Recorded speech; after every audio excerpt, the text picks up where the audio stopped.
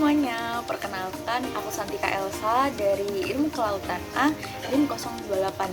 Nah, pada kesempatan kali ini aku akan memaparkan sedikit materi, yaitu materi praktikum SIG dari modul 1 sampai modul 4. Pada modul 1 terdapat pengenalan pengendaraan jauh, yang kedua digitasi, registrasi, dan klip.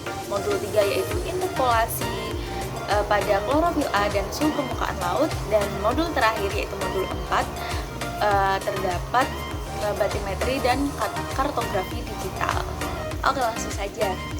Pada pengendaraan jauh, apa sih itu pengendaraan jauh? Nah, menurut Susanto tahun 1987, pengendaraan jauh merupakan suatu ilmu atau seni untuk memperoleh informasi terhadap objek, namun tidak menggunakan kontak langsung terhadap objek tersebut. Dalam kata lain yaitu menggunakan alat berupa pengendaraan atau sensor. Pengendaraan jauh sangat bermanfaat dalam proses pengukuran, penelitian, fotogeografi, interpretasi citra menggunakan teknik citra digital. Nah, hal ini akan memudahkan dalam pengumpulan data untuk dianalisis nantinya, sehingga mendapatkan data atau informasi yang kita inginkan atau yang akan kita kaji nantinya. Salah satu sensor dari non-fotografi yaitu terdapat sensor citra sentinel. Citra sentinel 2 ini dapat dimanfaatkan untuk monitoring tutupan lahan, monitoring daerah perairan seperti danau atau waduk, serta dapat digunakan sebagai analisa klorofil.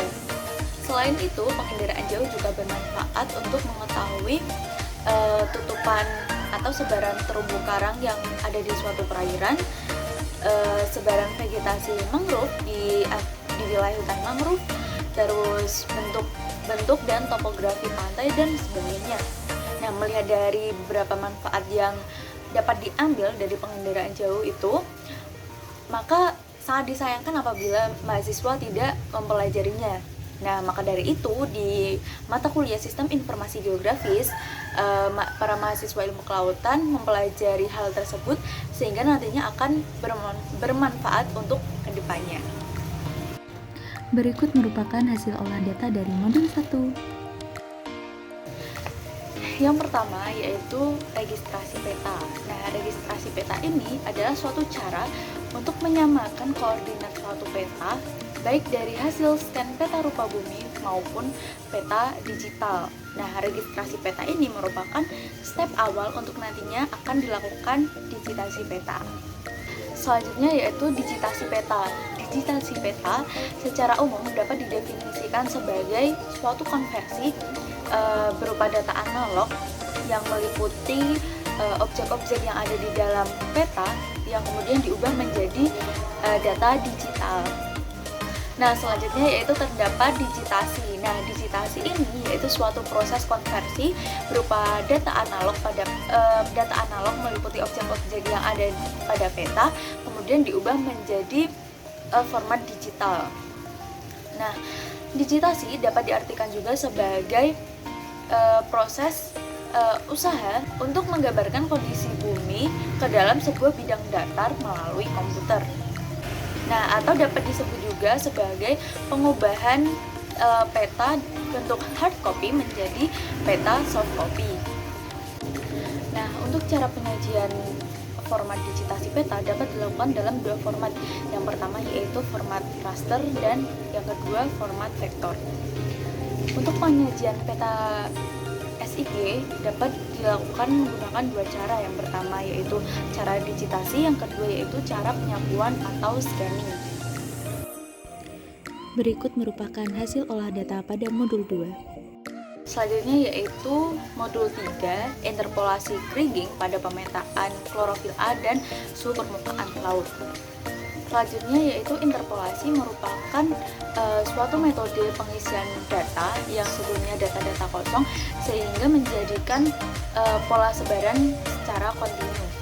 Nah, di sini terdapat beberapa metode yang dapat digunakan untuk interpolasi, yaitu ada spline, kriging, IDW, dan natural network.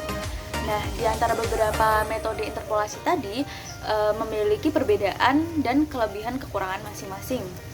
Untuk yang pertama yaitu metode IDW, di mana metode ini merupakan metode interpolasi yang menggunakan data matematis. Kemudian interpolasi Kriging. Interpolasi ini menggunakan metode berupa data-data sistematis. Yang ketiga yaitu metode interpolasi natural network, di mana kelebihan dari metode ini yaitu aproksimasi lebih halus dan penggunaannya sederhana. Dan yang terakhir yaitu metode spline. Metode spline ini yaitu metode interpolasi yang dapat digunakan ketika data-data tidak ada pada sampel. Selanjutnya yaitu terdapat klorofil A. Klorofil A merupakan salah satu indikator di mana perairan itu subur atau tidak. Nah, klorofil A ini dipengaruhi oleh beberapa faktor hidrologi di suatu perairan, seperti misalnya DO, pH, salinitas, suhu, nitrat, fosfat, dan lain-lain. Selain itu, faktor fisika kimia yang lainnya dapat mempengaruhi kesuburan perairan atau mempengaruhi klorofil A ini tadi, yaitu intensitas cahaya dan banyak sedikitnya nutrien. Untuk selanjutnya, data yang akan kita olah yaitu data SPL, di mana SPL ini merupakan suatu komponen penting yang dapat mempengaruhi perubahan iklim yang ada di Indonesia. Seiring dengan adanya isu perubahan iklim, maka suhu di global akan meningkat dan hal ini akan mempengaruhi pada SPL sendiri. Berikut merupakan hasil olah data dari modul 3. Selanjutnya yaitu modul 4, yaitu modul batimetri dan kartografi digital. Nah, untuk pendahuluannya yang pertama yaitu kita akan mengetahui apa itu peta batimetri. Nah, peta batimetri ini yaitu sebuah peta yang menggambarkan suatu kedalaman lautan yang digambarkan dengan garis kontur kedalaman. Nah, garis-garis kontur ini didapatkan dari hasil survei batimetri. Survei batimetri dilakukan dengan cara mengambil data ketinggian dari dasar laut.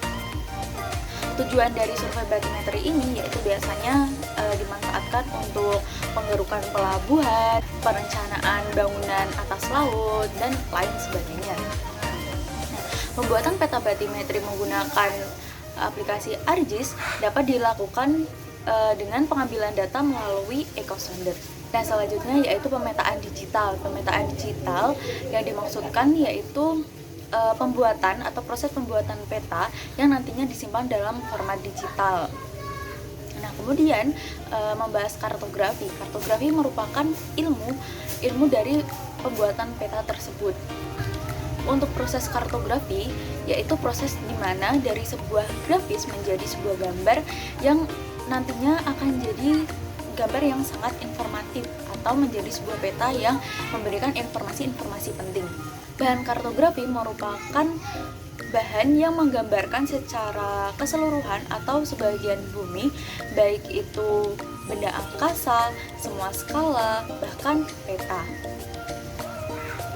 Dari semua penjelasan tadi dapat diambil kesimpulan bahwa suatu peta merupakan representasi dua dimensi dari